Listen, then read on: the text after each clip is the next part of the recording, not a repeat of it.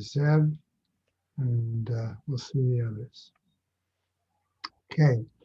A Year of Learning by Dr. Paul Koningsberg in memory of his brother, Dr. Sam Koningsberg, Shimon Reuben ben Labush, and Ed Goldberg's cousin, Nisan Hara Nisan ben Fardosa. Paula and Bob Bromberg in memory of their dear friend Julian Smith, Yehuda ben Yisrael. In memory of Malcolm Mann, a former member, and her family murdered in the Holocaust. Harav Tzvi Hirsch ben Shlomo Yaakov, Sarah bat Ephraim, Yisrael David ben Harav Tzvi Hirsch, Ephraim ben Harav Tzvi Hirsch, Adia bas Harav Tzvi Hirsch, Miriam bas Harav Tzvi Hirsch, Pesel bas Harav Tzvi Hirsch, Shalom ben Harav Tzvi Hirsch, Shlomo Yaakov ben Harav Tzvi Hirsch, Shmuel ben Harav Tzvi Hirsch. The many friends of Dr. Marvin Blush, Moshe Shalom ben Yitzchak Halevi, friends of Toby Paris, Sarah Tova bat Yisrael Dov, friends of Malka Levi, Malka bat Yosef, friends of Avi Gitler, Avrameir ben Shimon, Shall share her children and grandchildren in memory of her uncle, founding member of BRS, Dr. Israel Brook, Yisrael ben Arav Akiva, Marsha Federbush and family, in memory of her husband, Dr. Oriel Paul Federbush, Oriel Pinchas ben Arav Shimon, friends of Joe Wolf, Yosef ben Chaim, Sharon and Fred Lisker, their family and many friends, in memory of her dear mom, Harriet Friedman, Edel Bas Yaakov. A Month of Learning by Josh and Carol Sanborn, in memory of his mother, Chiena Bas Aryeh Leib, and his father, Shmuel Aryeh ben Baruch. By Mel and Haran Heller, in memory of his mother, Fega Bas Yaakov. Andrea and David Dolney, in memory of her mother, Edeltzina Bas Shimshon. Friends of Bella Silverstein, in memory of Bela Bas Yaakov. A Week of Learning by Phyllis and Gedalia Reese, in memory of her father, Harav Yosef ben Rav Shimon. By Tova and Leo Zimmer, in memory of her father, Aaron ben Yosef Mordechai. And today being the 17th, right? No, today's the 16th. Yeah, today's the 16th. That's it then. May Hashem is having a Leah, Crank, Rafi, Velti, Yeshua, Hashem, Leah, and the Chol B'nai Israel, good Gaben Shtiyar. Amen. Amen. Okay, on Kaf Tet Vav, Amud Aleph, we start off with Matkifla Rav Chisda.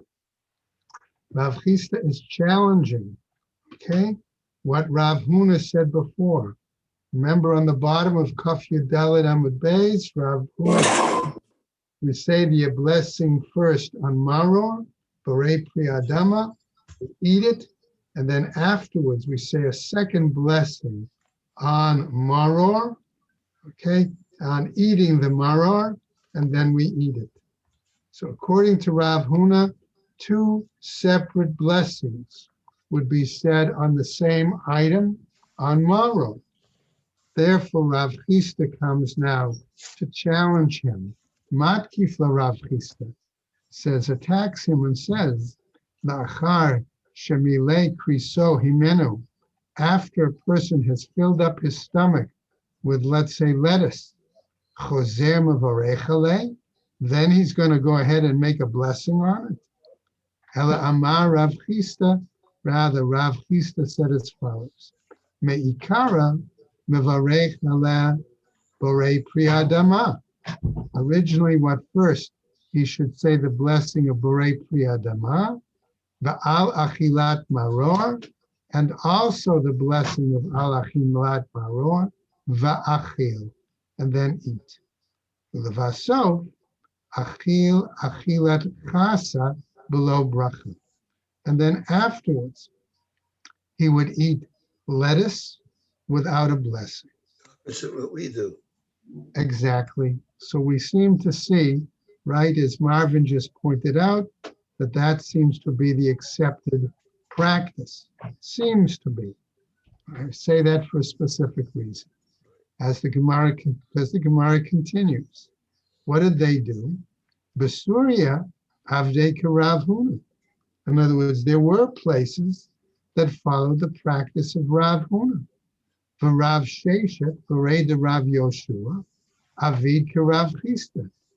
Elsewhere, we see that Rav Sheshet, the son of Rabbi Yoshua, followed the practice of Rav Chisda. Okay? Namely, as we said, with the lettuce, vehilchata kivate de Rav Chisda.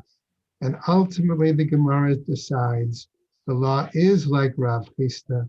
That's why we say Borei Priyadama and Alachilat Maror, and then eat it at one time. Okay, so we still say 2 blessings on it, but one following the other without eating in between. Okay. Isn't that why when we eat the karpas, That's right. you're supposed to eat as much that would require a bracha? Right. That's why we associate the other with karpas. Exactly. Okay. Koren made a point, by the way, in its explanation to indicate that, which we're going to just connect in a moment with the next piece of Gemara. But Baruch Shekivanta Zeh. Right. Rav Acha Berei de Rava. Okay. What did Rav Acha, the son of Rava, do? Mahader Ashar Yiraku. He put it on the other vegetables, like karpas. La'afuke nafsheni plugta, in order to exclude himself from being involved in any argument. So he was really Yotze L'chol Hadeus. Deus, right. Okay, by saying one bracha with karpas and the other bracha, okay, on the Famalor. Okay, having pointed that out, the Gemara picks up a new topic. Amar Ravina. Says Ravina, Amar li Rav Mesharshia, Berei de Rav Natam, Hachi Amar Hillel. Says Ravina, I was told by Rabbi Mesharshia, the son of Rabbi Natan, in the name of Hillel. Now, this wasn't Hillel Hazaken, Hillel the elder, okay, who we identify with the back and forth with Hillel and Shammai pair. This was a later Chacham named Hillel. Okay, he could have been an Amora. Okay, it could have been Hillel Messiah. In any case, Mishmei de Gemara, in the name of the Gemara. In other words, as part of learning. Lo nichroch inish matzah umaror bahade hadade v'nichu. He's saying one should not envelop, let's say, a person should not envelop their matzah and maror one together and then eat. Why? Mishum desviralan. Why? Because we are of the following opinion. Matzah b'zman hazeh deoraita. Okay. He's saying matzah, then the obligation to eat matzah, Torah mandated. Umaror derabanan. And maror is only, so to speak, a rabbinic requirement. And what happens in that situation? Va'ate maror, the bitter taste of the maror, the rabbanan, umavatel le matzah d'oraita, is going to nullify the taste of the matzah, which is Torah mandated. Okay? We don't really, that's not really appropriate. Va'afilu leman da'aman, and even according to one who says, mitzvot, okay, or in this case, matzah, ein matvilot, mevatlot, zo et zo, that the mitzvah in this case of eating a rabbanan or a oraita does not nullify one another. Hani mili, that statement that they don't nullify the taste of one another, they don't become nullified, not exactly like we learned with kashrus. Okay, it's not exactly that same parallel of Ba'u B'Shushan. Hani mili, here we're saying deoraita b'deoraita. We're talking about something from the Torah with another Torah item. O d'Rabbanan b'deRabbanan. Or with a rabbinical item with another rabbinical item. Aval deoraita u'deRabbanan. But when we mix two foods, one of Torah mandate and one of rabbinic mandate, atu deRabbanan umavtil le deoraita. It's possible that in our case, in our example of maror, which has the bitter, stronger taste, okay, rabbinically, even though that's where it's commanded, it could overwhelm, nullify the taste of the Torah mandated item. Okay? So the Gemara asks a question at this point. Mantan, Deshma'atle mitzvot ein mevatlot zo etzo. Who is the Tani that teaches, okay, that with regard to these certain mitzvot, one cannot nullify the other? Hillel he. Okay, so it's a little surprising that the Gemara has to ask this shaila, because we saw it just a few lines above, but it's here for clarification. Now, which Hillel is this? When we This is talk about, not Hillel Zaken, not Hillel with Shammai. so the Hillel that came up with the sandwich that we eat is not Hillel Azaken, it's the later one. Right, that's what we're going to see if that's the case. The Gemara is going to bring us to that point. Hillel, this is Hillel, Titania. Why? Because this Hillel taught in a Braita.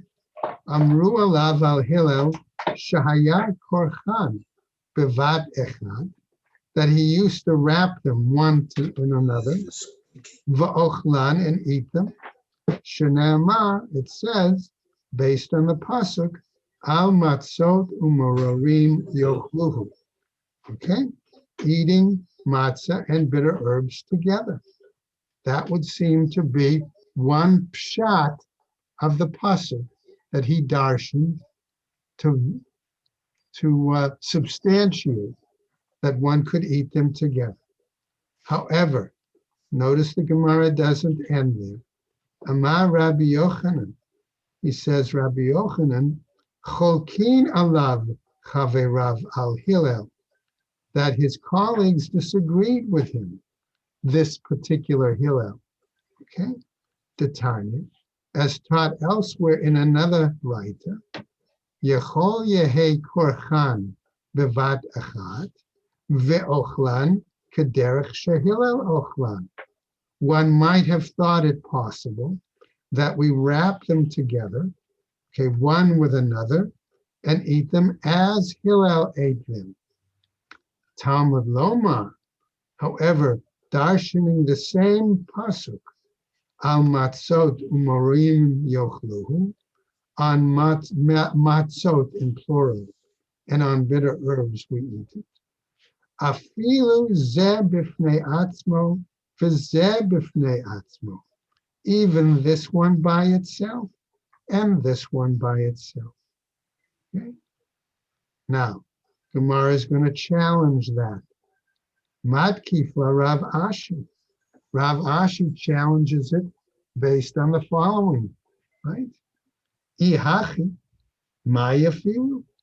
If that's the case, why did he have to say even, right, by itself? Ela Amar Rav Ashi. But rather Rav Ashi says, Hi Tana, Hachi Katani. This Tana, this is how he taught it. Namely the following. Yechol lo yetzei baho yedei chovato. It's possible that we might have thought that we don't fulfill our obligation of matzot umararim together. Ela im kain korchan bevat echad, except if we were to wrap them together. Okay? Va'ochlan, and eat them, kederech shehilel ochlan, in the manner that Hillel ate them. Talmud Loma, ever the text can be darshan the following: al matzot morarim yochaluhu, on matzot and on bitter herbs you will eat it. Afilu ze b'fnei atzmo v'ze b'fnei atzmo. Even this one by itself and this one by itself. So even though we follow the practice, okay, of doing it together, right? And we say zeichet, right? Hillel, right? And that's where we're going to get to momentarily in the Gemara. Hashta. Now, this is still Rav Ashi. Right? De lo itmar hilchata lo kehillel velo kerabanan. So Rav Ashi is telling us, since there was not a defined, clear statement, okay, by which the halacha should be, neither by Hillel nor by the rabbis. Therefore, says Rav Ashi, mevarech al achilat matzah va'achil, v'hadar mevarech al achilat maror va'achil. We say a blessing on the eating of matzah and eat it. We go back and say a blessing on the eating of maror, we eat it. V'hadar achil matzah v'chasa b'hade hadade below bracha. And then we go back and we eat matzah and chasa, okay, which could be lettuce, right? But it's the other item that's put into the mix, so to speak, right? One with the other without a blessing. Zecher the mikdash as a reminder, okay, of the mikdash, okay, according to him. Okay. Now, so that's not Hillel Hazaken, as pointed out. Okay, our Gemara wants to continue with a new statement. Amar Rabbi Elazar, Amar Rabbi Oshaya. The two of Rabbi Elazar in the name of Rabbi Oshaya, Kol Shativulo B'mashke. Whoever dips something into a liquid, Shrich Netilat Yadayim, is required to wash his hands. Okay, remember the concern for the fact that any vegetable that acquired a liquid, and there were 7 kinds of liquid, remember water, blood, honey, milk, etc., right? That was a machshir. It was a methodology that enabled that item to become ritually impure, okay? And so therefore, that's why they're saying before dipping the item into a liquid, okay? And remember, dipping was a common method of eating at these meals. One had to wash. Now, in response, Amar Rav Papa, says Rav Papa, Shma Mina. We therefore learn from this, Hai Chasa, this, let's call it lettuce for the moment, Shrich L'shkuye Becharoset Mishum Kappa. Okay, that therefore we dip this, let's say, item, the lettuce, okay, into the charoset, okay, because of the kappa. Now, one translation for kappa is poison, okay? I don't know if that's the best translation, okay? Others say there was a worm that might exist in the lettuce, and the dipping into the charoset would kill the worm, okay? And therefore allow one to eat the... right to eat to a dead worm, man. Right? Right to eat a dead worm, man. Right? Who would want to eat a dead worm? Exactly. So I'm going to suggest that here for kappa, we could refer to the acidity of that item. Okay? De'isal kada'atach, because if you would have thought, lo tzarich l'shikriye, that one doesn't need to dip it, netilat yadayim lamali. Why then would I necessitate having to wash? Ha lo naga. After all, one doesn't really touch it. Vidilma, and perhaps le'olam emalach, I might say to one, lo tzarich l'shkriye, and therefore one doesn't need to dip it. V'kappa merecha maye, and this worm, this acidity, okay, might from the very odor, the strength of the odor of the charoset, die. Therefore, why do I need to wash the hands at this point? Dilma mishkua le. Perhaps one would dip it in. And that's the situation. Now further, the Gemara clarifies and says, V'amar Rav Papa, says Rav Papa, lo nishhe inish maror becharosa, that one should not leave over, in other words, allow for too much time of the maror, that what we're using as bitter herbs in the charosa. Why is that the case? Dilma agav chalya, perhaps because, right, that the tavlin, that the spices that are in the charoset are such that they're sweet and they will dull the taste of the maror. That's why I suggested to you that the Sephardic charoset, okay, which has sometimes dates and figs and apricots and things like that in it, okay, may be the more original style. Okay, if one dipped it, then madvia le marore, okay, it would overcome the bitterness of the mouth. Uba'inin ta'amaro, and we need to have the taste of the maror. Okay, Veleka, and then we wouldn't have it. Now, the Gemara comes and gives us an interesting statement here. Ad berei Rav Chisda, the Ravana Ukva Vidarash. The word ad berei, okay, some want to translate it as to lead someone to do something. I think authorize is a better term. So Rav Chisda, in this case, authorized Ravana Ukva to give the following drasha. So it could have been that Rav Chisda was the Tana, and Ravana Ukva was his Maturgaman, okay, the one who was his loudspeaker, right? Natal Yadav Batibul Rishon. If one washed his hands before the first dipping, Notel Yado Batibul Shena, Yadav Batibul Sheni, he washes again before the second dip. Amruha Rabbanan, Kame the Rav Papa. And therefore the rabbi said before Rav Papa, Ha ba'alma itma. But isn't this statement made in general? Okay. Why do we have to mention it here in our discussion regarding the order of things in the Seder?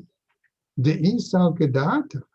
Because if you are of the opinion, hacha itma, that it was said, implying in this here, it was said, lama li netilat yadayim trei zimni.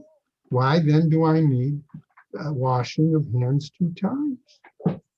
Ha masha le yade chada zimna. Here, he's washed his hands already 1 time. Amar laho Rav Papa. So Rav Papa now says, Ad Rabba, just the opposite. Hacha itma. Here, in other words, in regards to the order of the Seder, is what the statement was intended to be said. The isal keda'ata ba'alma itma. Because if you were to have thought that this was made in general, stated in general, lama li trei tibule. Why would then one need 2 washings? Elamai, and therefore what do we say about this? Hacha itma. Here it was said, Netilat yadayim trei zimne lamali, washing of hands 2 times. What is the reasoning? Ha mashale yade chada zimna. Here he's already washed 1 time. Amre, and they say, Kevan debai lamema agidita vahalila, since it's possible that the person is required to say the Haggadah and to sing and recite Hallel, Dilma asuche asche ledaate v'naga. Perhaps It does. his mind will wander. In other words, he will divert his thoughts, okay, from his intent, and therefore come to touch it. In other words, Amar Rava. So Rava says, okay, a new statement now. He says to us, Bala matzah yatsa. Okay, namely, we had a reference before, right, that our Gemara said we needed to have the ta'am above of the maror. So following up on that, this new statement says, what about if one doesn't, let's say, chew the matzah in some way, just swallows a quick piece of matzah, right? A minimum shira, right? Yatsa, he's fulfilled his obligation.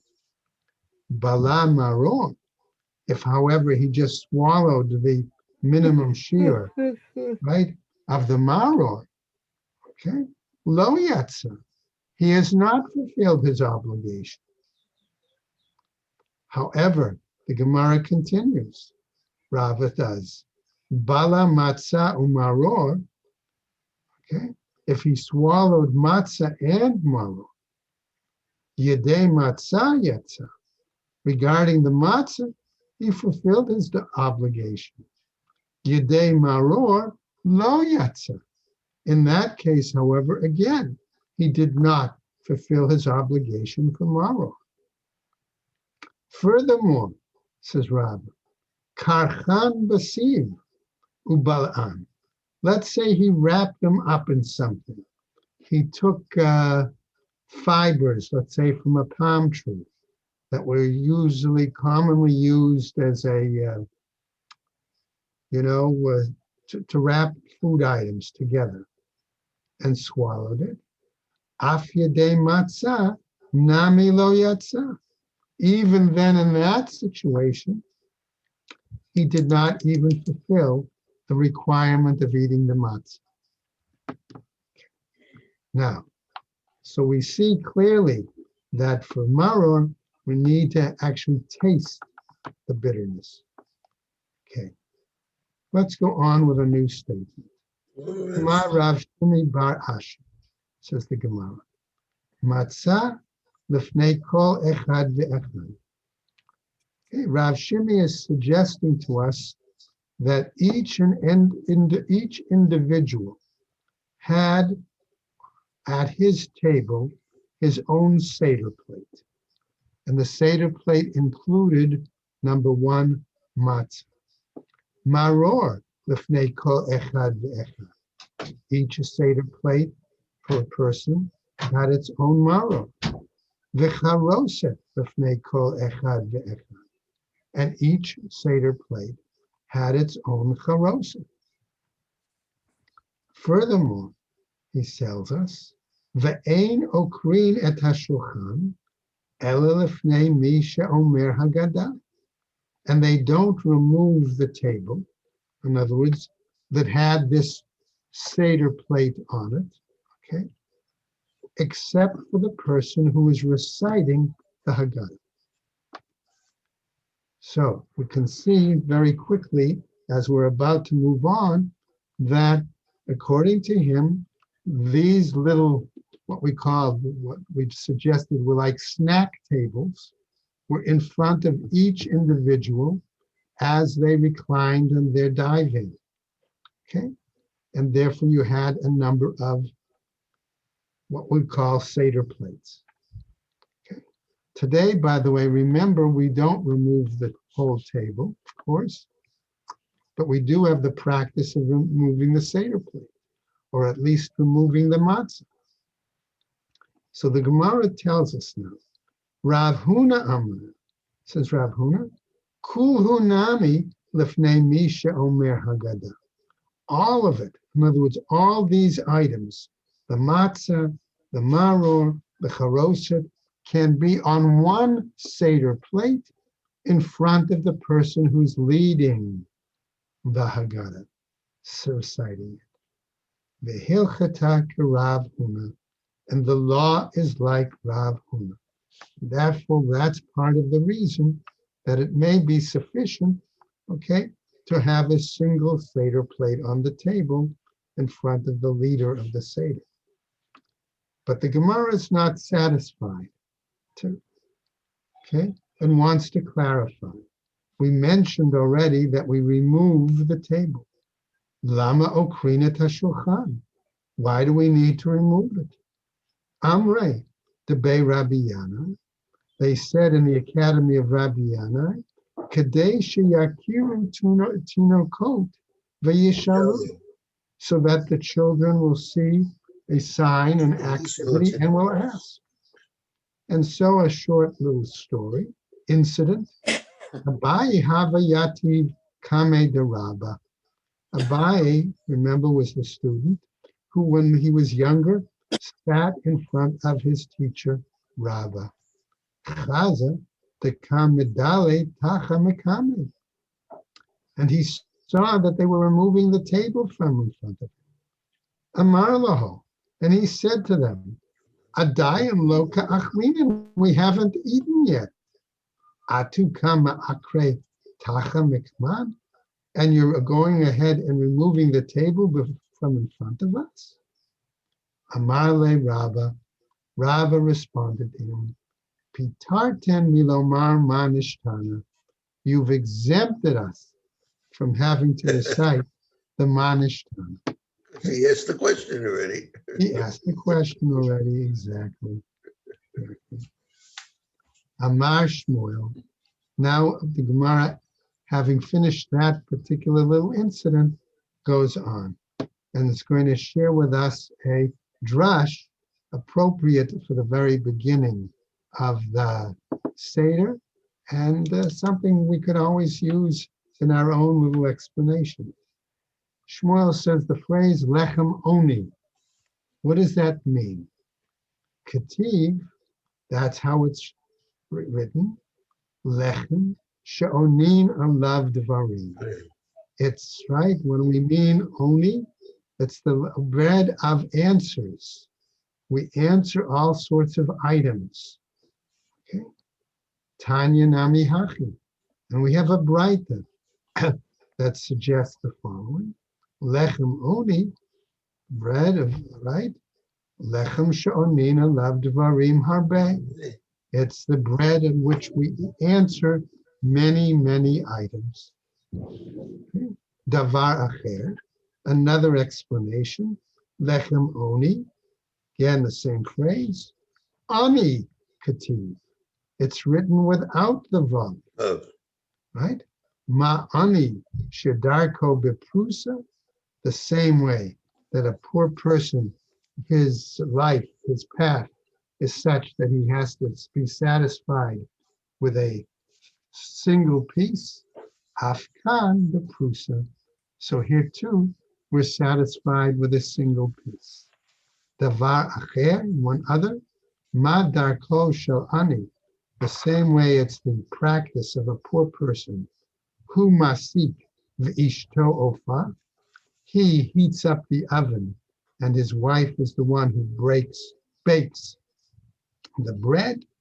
Afkan nami, so here too also, hu masik v'ishto ofa, he is the one who heats up, okay, the oven, and his wife is the one who bakes the bread. In other words, who makes the matzah. Right? Not necessarily always the case, but that's the suggestion here.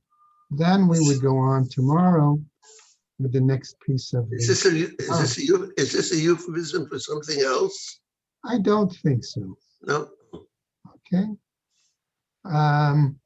Rashi has a point here, right, where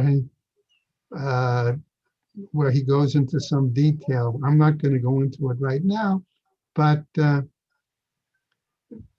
important thing is that he helps prepare it, and she bakes it quickly so that she's the one who ensures that it doesn't become chametz. So that's why I said, I don't think it has any reference to other items. Okay? So we'll stop there on the top of Kaf Tat Zayin, and we'll pick up tomorrow. What does that intimate? That the woman is more careful than the man?